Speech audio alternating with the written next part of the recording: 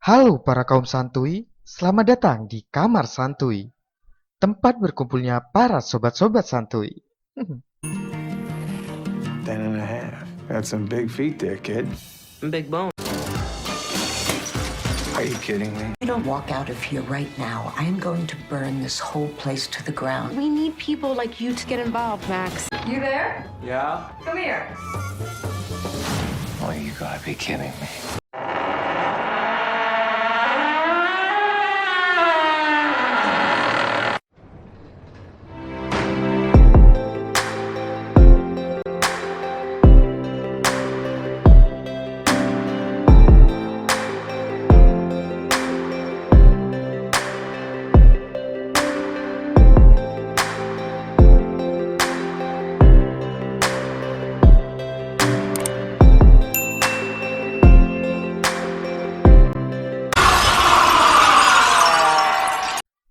Bagaimana kabar kalian hari ini?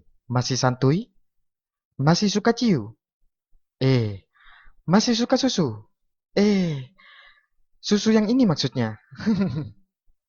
Semoga sobat-sobat santuy murah rezeki dan diperlancar segala urusannya. Amin.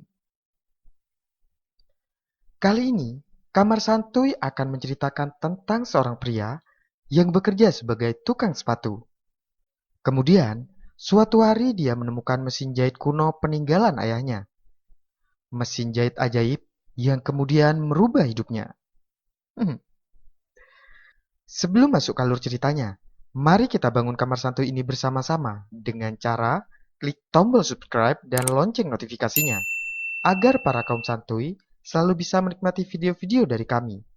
Oke cuy, skuilah di Lower East Side, New York City, tahun 1903. Beberapa pria bertemu secara rahasia. Mereka membicarakan banyak pedagang yang bangkrut. Dikarenakan uang sewa properti di sana naik 2 kali lipat. Mereka pun meminta bantuan ke seorang pria bernama Pika Simkin, tukang sepatu di sana. Mereka memberikan sepasang sepatu milik bos properti tersebut. Entah tujuannya apa ya cuy. Pinkas pun membentuk sol sepatu itu dengan mesin jahitnya dan mengatakan kepada anaknya sejarah mesin jahit tersebut, bahwa mesin jahit ajaib ini diberikan oleh seorang gelandangan kepada ayah Pinkas, dikarenakan sudah menolongnya.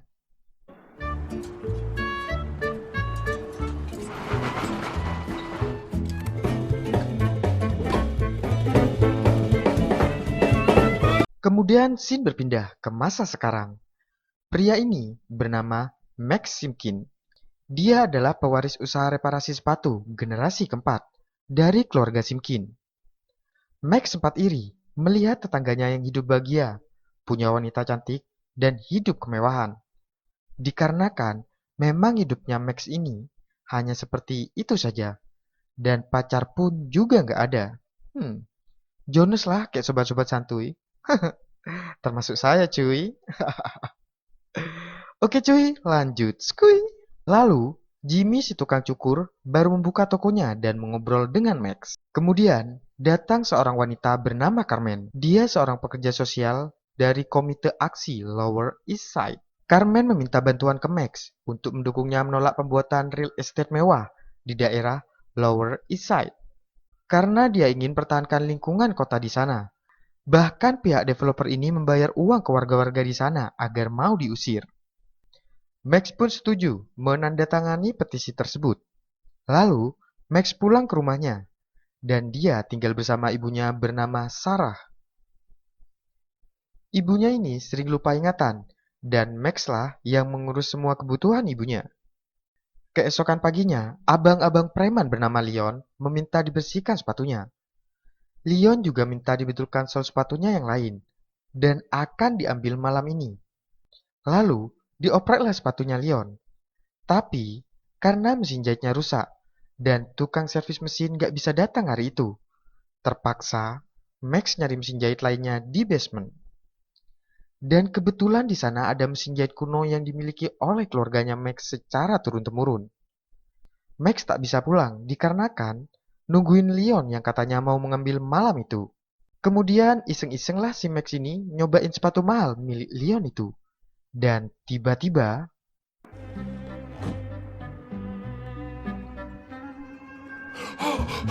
Lalu, dia pun menutup gerainya dan sekali lagi mencoba sepatu itu. Max benar-benar berubah menjadi Leon. Max pun mencoba sepatu yang lain, tapi dia nggak berubah. Dan dia pun menyadari bahwa ini pasti efek dari mesin jahit kuno tersebut. Lalu Max pun mengganti sol-sol sepatu yang ada di sana satu persatu.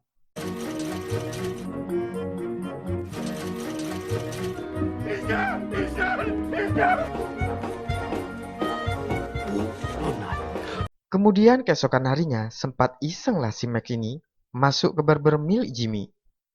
Sekarang, Max bisa menjadi siapapun yang ia inginkan. Salah satu yang dia coba adalah sepatu orang Cina. Mulailah si Max ini cari-cari kesempatan dengan keajaiban mesin kuno itu. Contohnya, dengan makan gak bayar.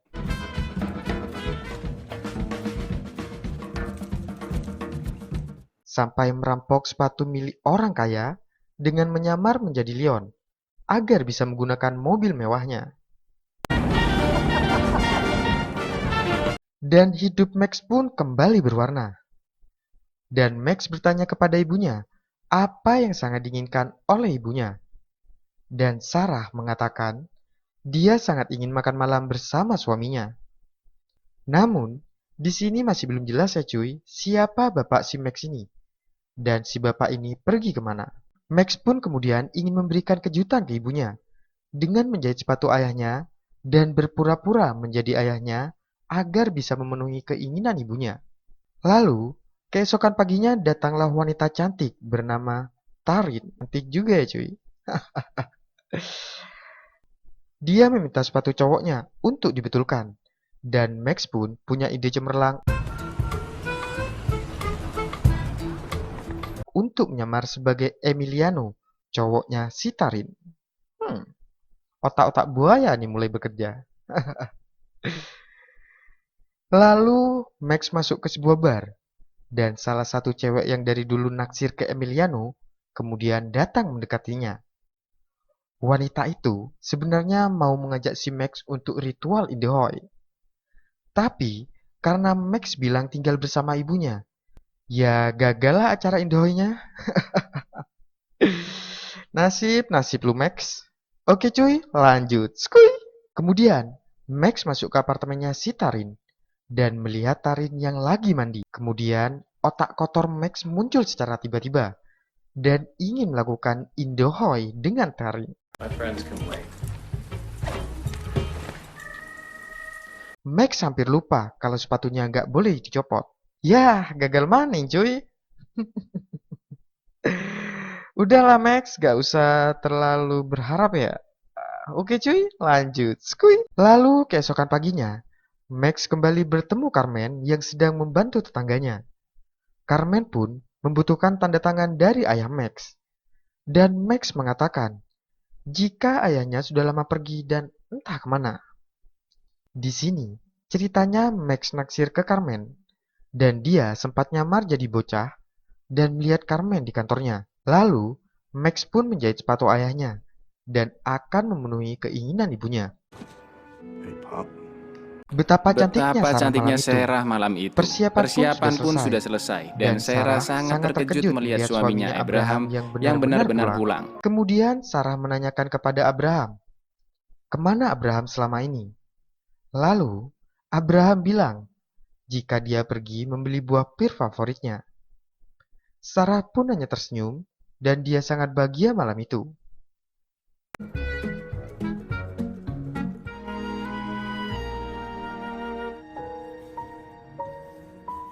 Keesokan paginya, Max heran kenapa ibunya belum keluar kamar. Dan ternyata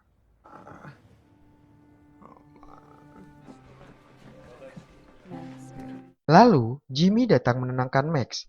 Tapi Max menyalahkan dirinya sendiri atas kematian ibunya. Lalu Leon datang ke toko dan meminta sepatunya. Tapi Leon gak bawa notanya.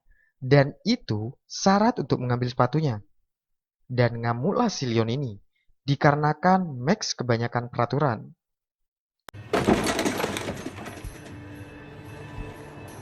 Max yang juga emosi mengikuti Leon dengan bergonta-ganti penyamaran. Tapi, jas dan salnya tetap itu-itu aja ya cuy. Ain't no box of Twinkies, yo. Take the stairs.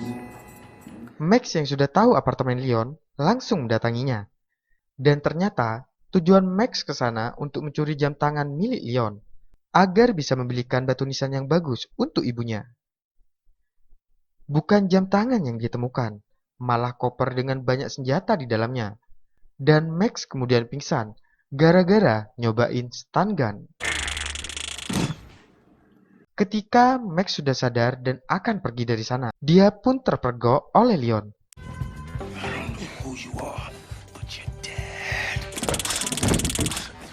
Lalu, Max bertanya di mana Leon menyembunyikan jam tangannya. Leon pun terpaksa memberitahukannya, dikarenakan Max berubah jadi Lucinta Luna.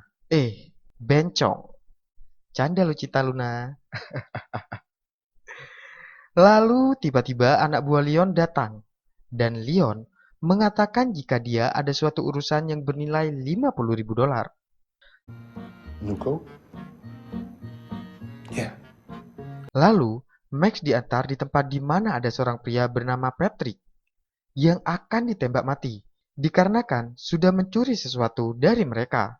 Dan tiba-tiba, No, don't! Hold on, stop! Max gak tahu harus berbuat apa. Sampai akhirnya, dia pun melepaskan Patrick asalkan dia menyesali perbuatannya dan berjanji tidak mengulangi kesalahannya. Lalu, Max pun pergi ke rumah mewah milik seorang janda seksi bernama Greenwald yang memberikan setengah jumlah uang dari kesepakatan dan setengahnya lagi akan dibayar ketika tugasnya selesai. Max pun kembali ke apartemen Leon dan ternyata Leon sudah lepas dari katanya dan sudah siap-siap akan membunuh Max. Dan terkejutnya Leon ketika sepatu Max terlepas. Dan Leon pun tewas. Lalu, Max langsung pulang ke rumahnya dan tertidur sampai pagi. Esok harinya, Max pun mendatangi kantor polisi dan mengakui semua perbuatannya. Tapi, ketika mereka sampai di apartemen, The body was right here. There was blood everywhere. Where are my shoes? mayat Leon hilang cuy. Lalu Leon pulang ke tokonya dan tiba-tiba sudah ada barang-barang milik Max beserta uang milik Leon di tokonya.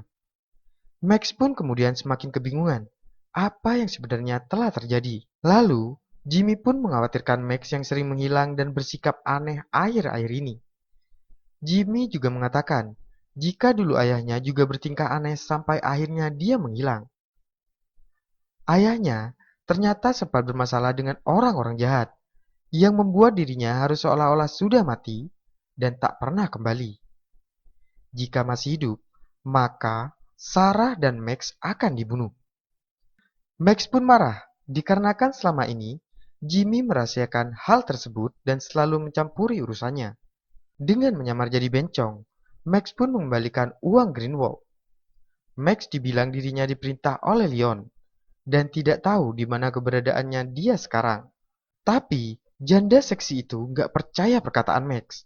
Dan dia bilang jika Leon sudah terlanjur masuk lingkaran ini dan tugas ini harus diselesaikan. Max pun akhirnya ditangkap. Honey, Brian will give you your receipt now. Brian? Max tersadar dan dia kabur dengan memakai sepatu seorang pria yang telah meninggal. You mister, you okay? Don't eat me! Please don't eat me! I'm not gonna eat you! Max kemudian memutuskan tidak akan memakai mesin kuno itu lagi. Dan Max meminta maaf ke Jimmy atas apa yang terjadi kemarin. Begitu pula dengan Jimmy, yang telah merahasiakan cerita ayahnya dari dulu. Lalu, Max pun teringat dengan selebaran dari Carmen, di mana ternyata seorang kakek tua bernama Solomon, yang tinggal di apartemen Green Street, tidak mau keluar dari sana.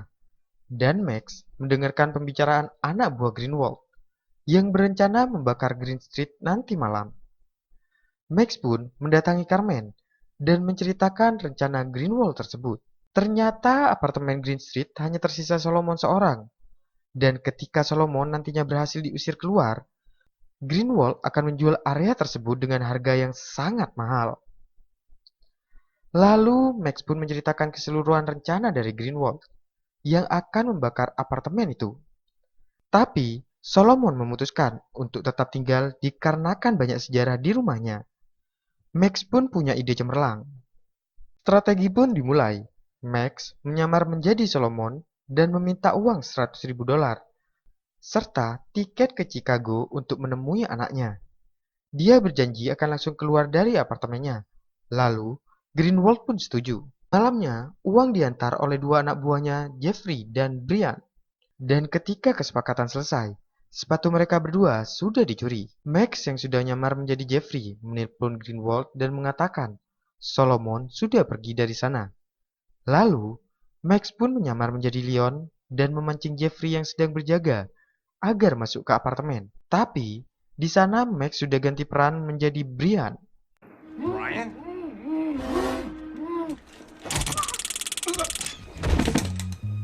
Brian yang asli menemani Solomon pergi ke terminal agar bisa mengambil uangnya kembali. Tapi, Max pun berhasil menyuruh polisi menangkapnya. Lalu Greenwald pun sampai di apartemen dan bertemu Carmen yang mengaku sedang berkunjung ke temannya bernama Solomon. Dan ternyata memang benar Solomon masih di dalam apartemen itu. Dia sebenarnya si Max ya cuy. Max pun bilang bahwa dia sudah membayar anak buahnya agar mau berbohong. Lalu Greenwald pun yang merasa dipermainkan mengancam jika dia akan membakar apartemen ini bersama Solomon di dalamnya dan akan membunuh putrinya di Chicago. Lalu yang terjadi, New York won. Hello, Mrs. Greenwald. You son of a bitch! What am I doing here? We just heard you threaten to kill Mr. Solomon and then threaten to kill his daughter. Greenwald pun akhirnya dipenjara. Carmen mendatangi Max di tokonya untuk memperbaiki sepatunya, sekaligus penasaran dengan apa yang telah diperbuat Max, sehingga bisa memenjarakan Greenwald. Yang jelas, Max gak mau memberitahu rahasianya. Dan Carmen pun akhirnya mengajak makan malam Max. Akhirnya, yang ditunggu-tunggu nyamperin juga ya cuy. Oke cuy, lanjut. Skuy. Lalu Max pun menyamar menjadi Leon. Dia memberikan banyak perhiasan ke mantannya. Dan kemudian, Leon pun meminta maaf. Akan tetapi, setelah itu Max ditangkap oleh Patrick dan kawan-kawan yang ingin balas dendam. Lalu, Jimmy menyelamatkan Max dari kecelakaan itu. Jimmy ternyata tahu rahasia Max. Dia juga membantu Max menghilangkan mayat Leon. Dan ternyata, meskipun Max tahu alasan ayahnya menghilang, tapi dia masih belum bisa terima ditinggalkan begitu saja. Lalu, Abraham pun mengatakan bahwa dia nggak punya pilihan lain. Dan kini saatnya menunjukkan sesuatu ke Max, yaitu ruangan basement yang dipenuhi sepatu-sepatu milik para pelanggan dari zaman kakek buyutnya si Max. Abraham ingin Max bisa bertanggung jawab dan terus berbuat kebaikan dari mesin kuno tersebut. Abraham pun juga sangat bangga karena Max sudah membahagiakan ibunya. Mereka pun akan pulang. Tapi Abraham masih mengajak ke ruang belakang dari toko tersebut. Wow. I don't believe it. Abraham ternyata sangat kaya. Dan sepanjang perjalanan pulang ke Brooklyn, Abraham menceritakan bagaimana kisah keluarga mereka mendapatkan mesin jahit tersebut. Dan film pun berakhir. Oke cuy, bagaimana menurut sobat-sobat santuy tentang film kali ini?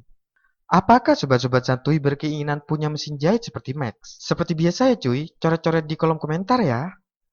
Oke cuy, terima kasih sudah menonton Kamar Santuy. Dan sekali lagi, jangan lupa klik tombol subscribe dan lonceng notifikasinya. Dan jika sobat-sobat santuy suka dengan alur film kali ini, ya thank you. See you and bye-bye.